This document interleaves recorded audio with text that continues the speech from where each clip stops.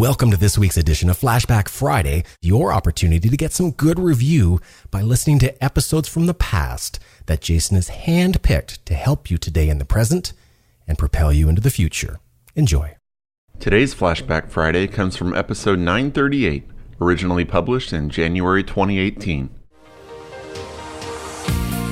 Welcome to the Creating Wealth Show with Jason Hartman. You're about to learn a new slant on investing, some exciting techniques, and fresh new approaches to the world's most historically proven asset class that will enable you to create more wealth and freedom than you ever thought possible. Jason is a genuine self-made multimillionaire who's actually been there and done it. He's a successful investor, lender, developer, and entrepreneur who's owned properties in 11 states, had hundreds of tenants, and been involved in thousands of real estate transactions. This program will help you follow in Jason's footsteps on the road to your financial independence day. You really can do it.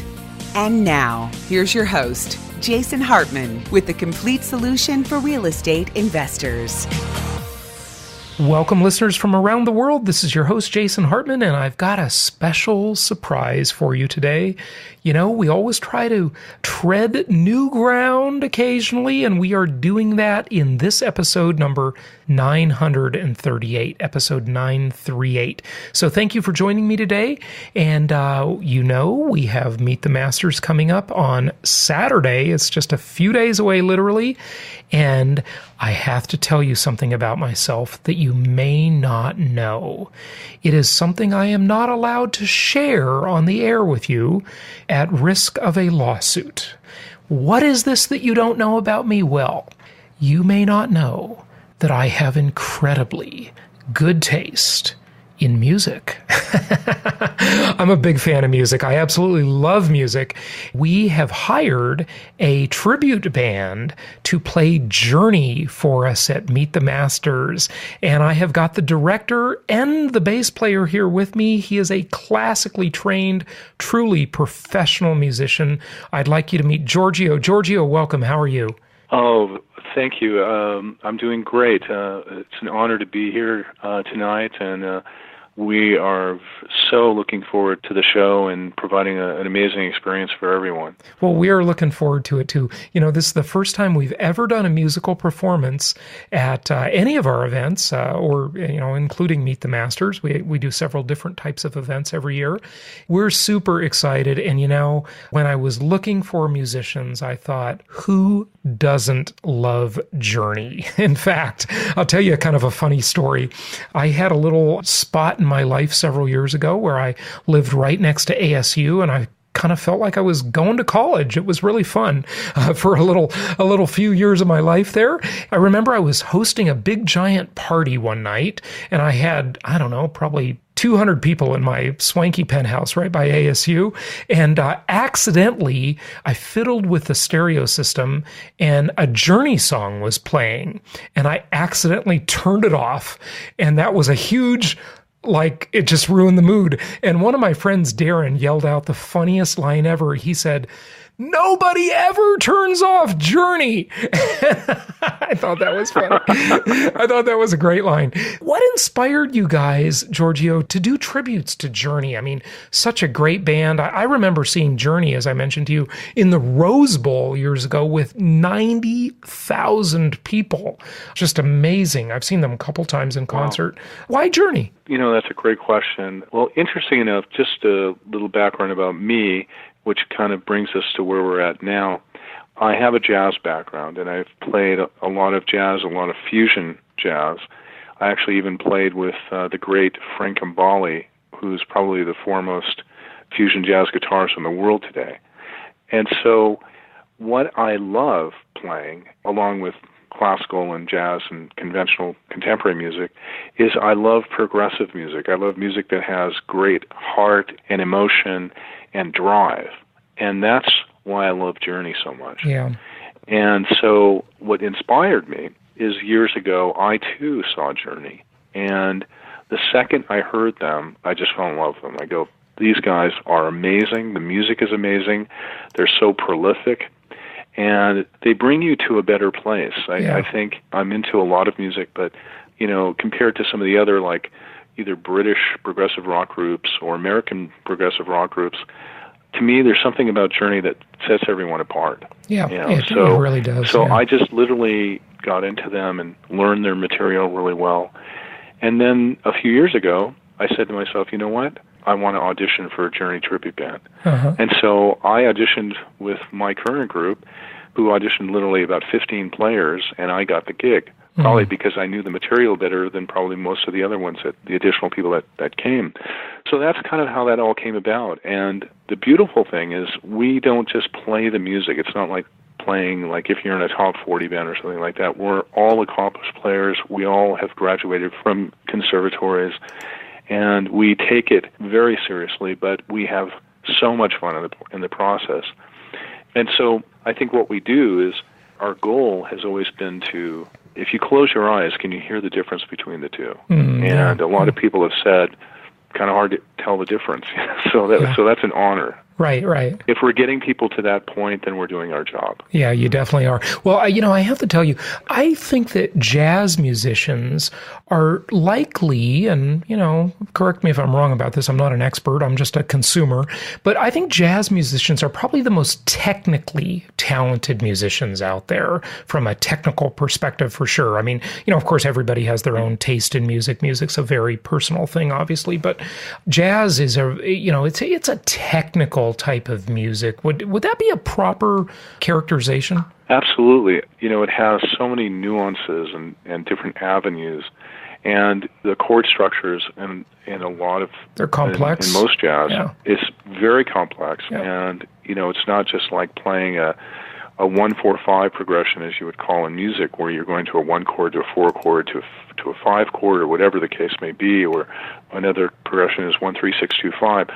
With jazz, you can go from from a 6/8 rhythm to a 3/4 rhythm. It changes instantly, and so that is quite complex. Yeah. And to master that, it takes a while. Yeah, right. So that's a wonderful compliment. Thank you. And that's the beauty of it, is to always be challenged and be inspired at the same time. The interesting thing about tribute bands, I mean, of course, there's a lot of hacks out there that aren't professionally trained like you guys are.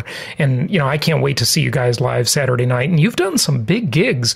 I mean, you recently played for the city of Fullerton in front of 15,000 people. And we're honored to have you play for our little, our humble group. But, you've done some big stuff. You've got some good stuff on your resume. And I've watched your videos and they're great. Tell us a little bit about some of the gigs you've done. Yes. Well, we did New Year's. We did a great New Year's festival for the city of Fullerton. There was about 14 to 15,000 or so people. It was a great event, very, very festive, and they had fireworks But again, a lot of Journey fans, and we got a really great review from the city, and they actually we're in the process of scheduling another event. So that's always good when you're called back. That's awesome. And also you opened for Eddie Money, I believe, right? Oh, yeah. We opened for Eddie Money in Palm Springs. 2 tickets to paradise. Yeah. Well, he's the funniest guy ever. I mean, he came, it was kind of an interesting story. He came into our dressing room after we finished sound check, and we talked for probably 2.5 hours, and he kind of talked about these great stories, experiences in his life and how he got discovered, and he was like really just kind of like hanging with a musician, so to speak. He was a very humble guy, hilarious, really insanely funny guy, and it was a great show. And so that was an outdoor event, a huge festival during the summer. And I loved it. It was phenomenal. Yeah, and you also got to hang out with Journey last year, didn't you? You went backstage and hung out with him for a while. We were actually invited to the Irvine Meadows, it was the second to the last show or last concert of the great before they Irvine bulldozed Meadows concert venue, and so we actually got invited backstage. And my drummer from Journey Captured, Scott Brooks, and I spent the entire show, 2.5-hour show. We were literally about 6 feet away from them in this special area, like VIP area, and we saw the whole show. And then after the show, we hung out with Journey in the green room and talked about equipment and history and experiences. And we met the new lead singer, Arnell, who they discovered him on YouTube. Exactly. Doing karaoke. I know right. the story. Yeah. Yeah, the lead singer that superseded Steve Perry when Steve Perry left. Right. He had a voice. He had something when happened to his voice, and they had to replace him quickly. And Neil Schon, the lead guitarist, was looking on YouTube videos, and he saw Arnel Pineda in the Philippines. He was in a Journey tribute band, and they called him up, and he thought it was a joke. But eventually they flew him first class to, I think, San Francisco in some sound studio, and he was in San Francisco for about a week, and he auditioned. Mm-hmm. And ironically, he didn't do a really good job the first time out, but they kept on working with him.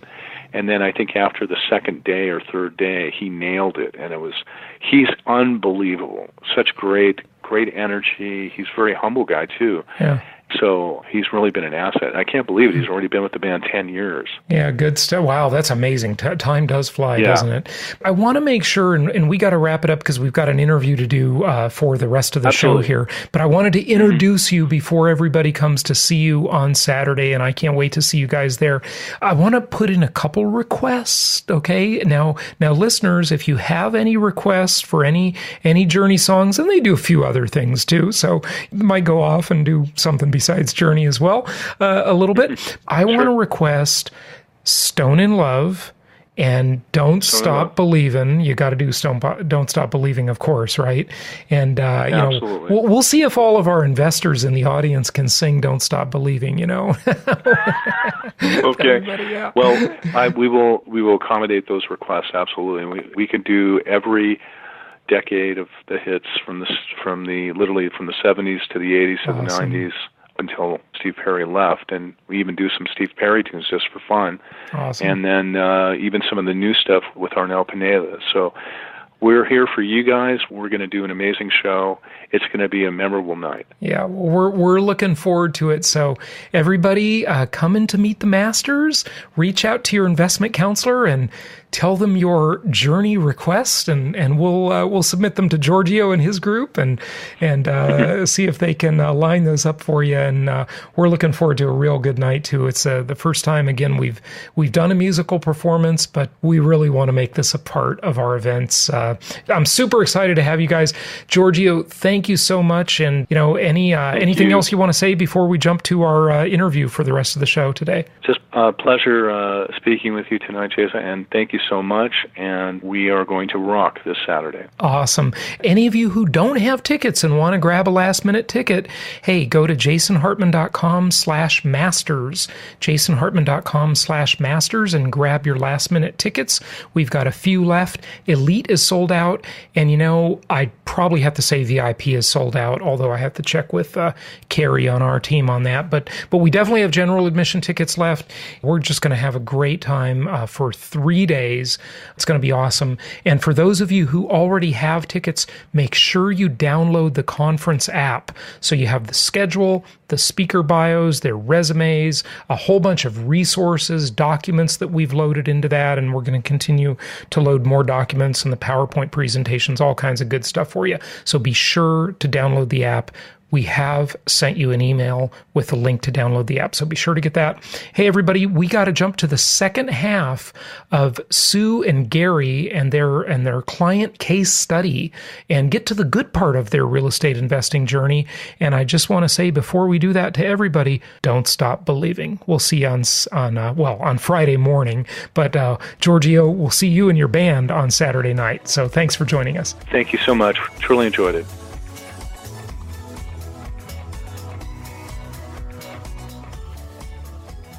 So now that you've had some time with these properties and with your portfolio, share some best practices, tips, if you will, for dealing with property managers. I don't think you self-manage anything, but certainly self-management is probably something you've considered. I think the two of you, Sue and Gary, have maybe listened to every single podcast episode I've done. And by the way, we're almost at 1,000 at the time of this recording. So yeah. Have you listened to all of them? Oh, I've listened to all of them numerous times. Wow. I think, because I'm, with helping you with kind of some of the Flashback Friday stuff. So lots of stuff there. My first comment on to the self management, Gary. I actually do self-manage that fourplex, that original property. We self-managed that entire building for a while, and I found it to be amazingly easy. And I won't go too much into mine because Jason and I covered that on a previous episode. My thoughts, I would love to hear yours. One of the things I was going to mention at the end of the journey, Jason, is that Susan, as you said, had finished up her full-time job and is now becoming the real estate professional to run our properties. And it's pretty amazing, but she knows more and has probably more lessons now at this point about managing the managers than I do. Mm-hmm. Good stuff. Sue, share some of those with us if you would. So we self-managed the single-family residence in Oklahoma City because that was a newer construction.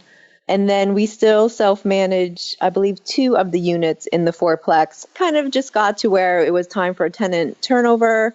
And, we weren't really clued in on the background checks and all of that kind of stuff for new tenants. So we handed over 2 units to property management down there.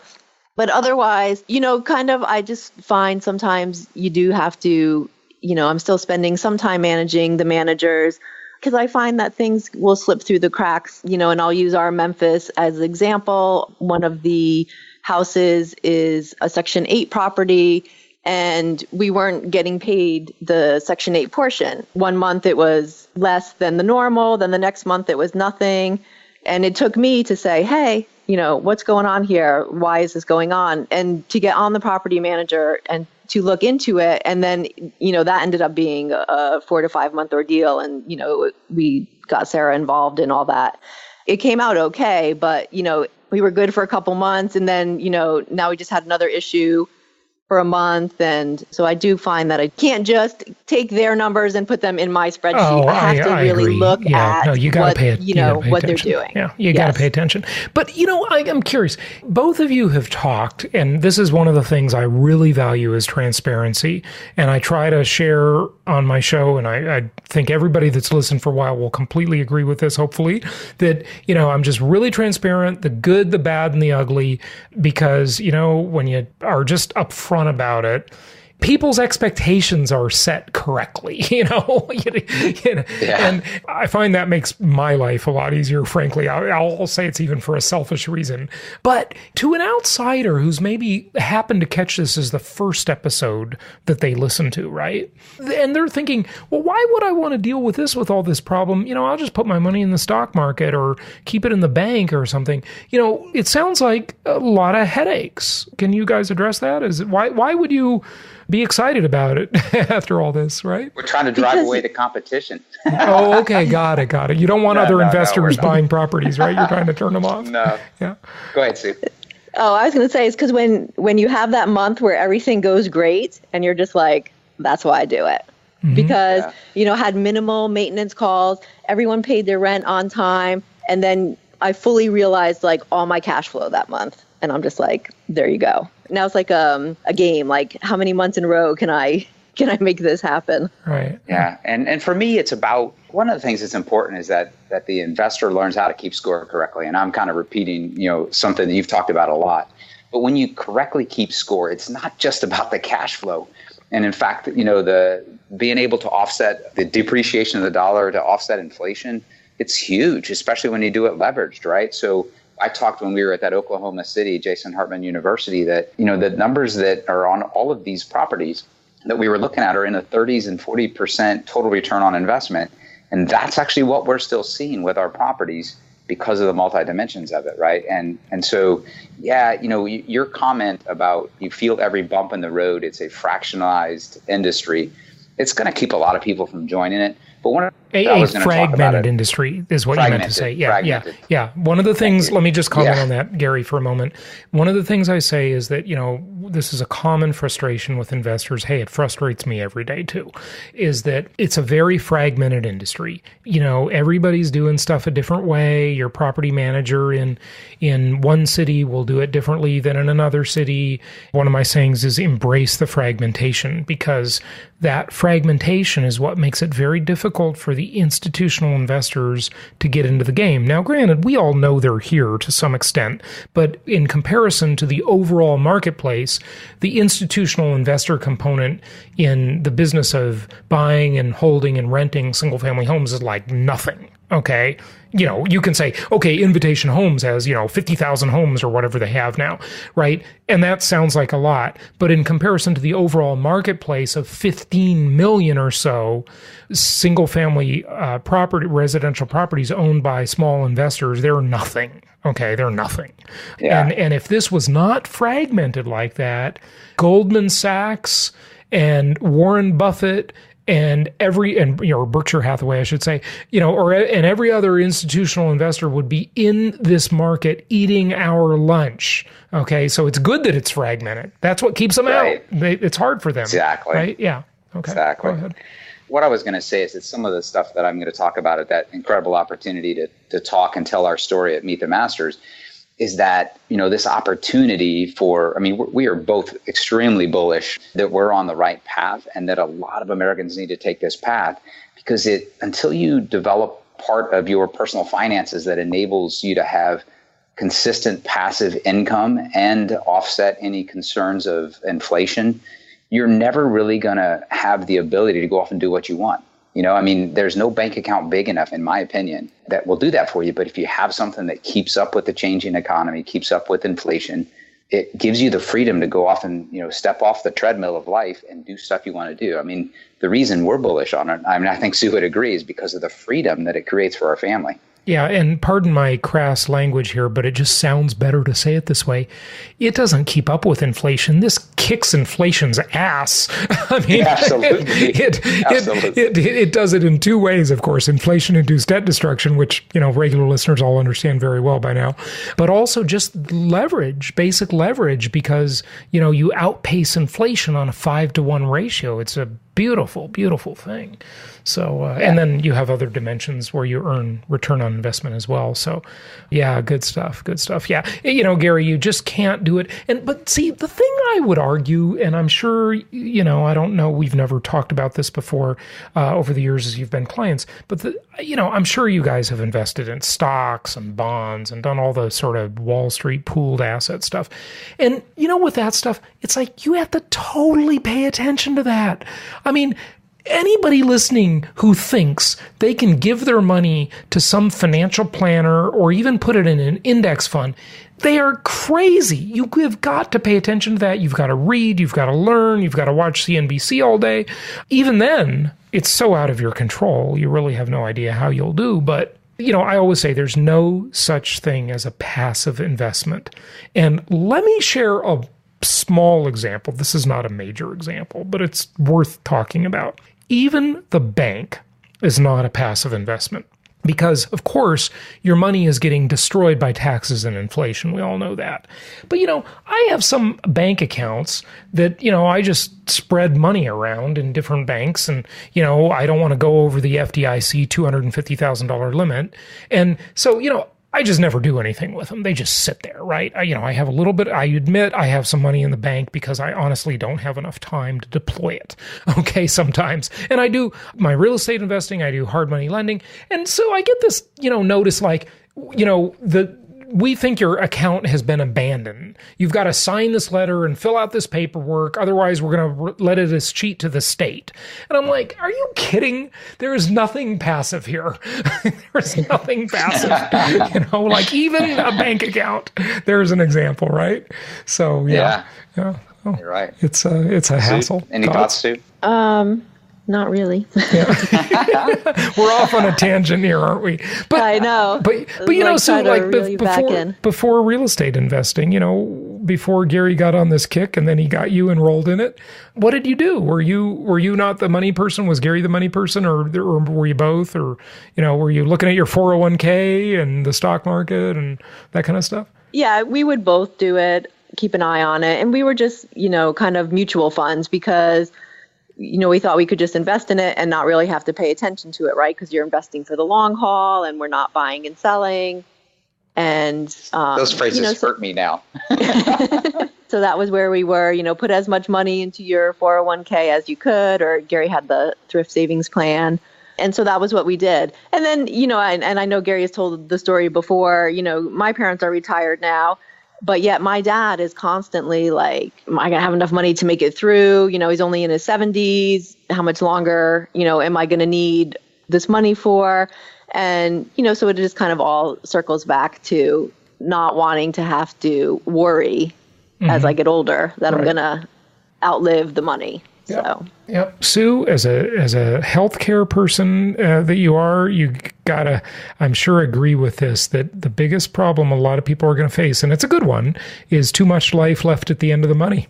Because people are, sadly, because of obesity and diabetes and all of this stuff, life expectancy actually has gone down slightly in America for like the first time ever, I believe. I just read that.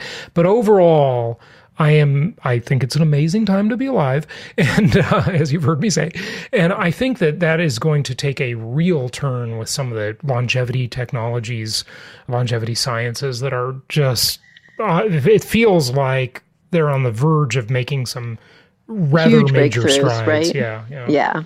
So, better prepare for it. Hopefully, age expectancy will go back up, and then what are you going to do? Work into your 70s or work into your 80s or 90s or 100s? I mean, like if you listen to Ray Kurzweil, he says we're going to have things that clean out our veins and arteries, and it's just amazing. I mean, all this stuff that's right around the corner is pretty incredible. Good stuff.